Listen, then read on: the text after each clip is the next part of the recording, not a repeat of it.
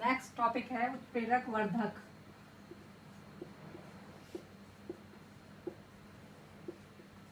Catalyst, promoter.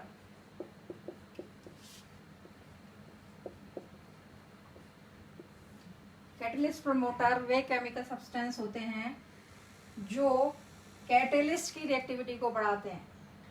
खुद उनका कुछ काम नहीं होता, वो सिर्फ कैटलिस्ट की रिएक्टिविटी को बढ़ाते हैं और खुद कैटलिस्ट की तरह वर्क नहीं करते।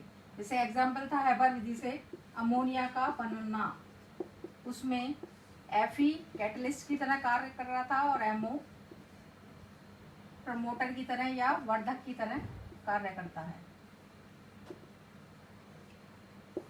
इस रिएक्शन में MO जो है मोलिब्डेनम Fe की रिएक्टिविटी को बढ़ा देता है। कैसे बढ़ा देता है?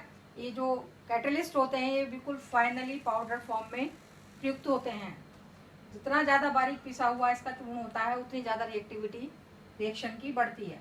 तो ये जो प्रमोटर होते हैं ये कैटलिस्ट की, सपोज ये कैटलिस्ट की सरफेस है और इस सरफेस पर ये प्रमोटर आकर एड्जॉर्ब हो जाते हैं, यानी कि चिपक जाते हैं। ऐसा होने पर उनके रिएक्टेंट के बीच में जो दूरी है वो बढ़ जाती है, अर्थात उसकी कॉन्सेंट्रेशन बढ़ जाती है, सरफेस एरिया बढ़ जाता है और ऐसा करने पर एक्टिवेशन एनर्जी कम हो जाती है और रेट ऑफ रिएक्शन बढ़ जाता है।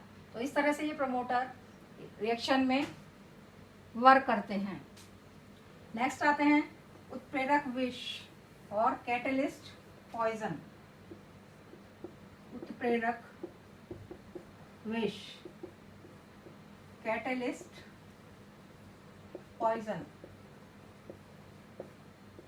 कैटलिस्ट पॉइजन वे सब्सटेंस होते हैं जो उत्प्रेरक की रेट ऑफ रिएक्शन को कम कर देते हैं, कभी कभी खत्म ही कर देते हैं, नष्ट कर देते हैं। फॉर एग्जाम्पल कैटलिस्ट पॉइजन का एग्जाम्पल है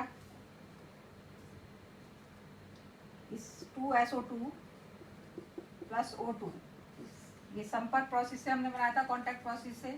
तो प्लेटिनम इसमें यूज कर रहा था एज ए कैटलिस्ट, लेकिन इसमें Fe कैटलिस्ट लेते हैं और H2S इसका पॉइजन लेते हैं।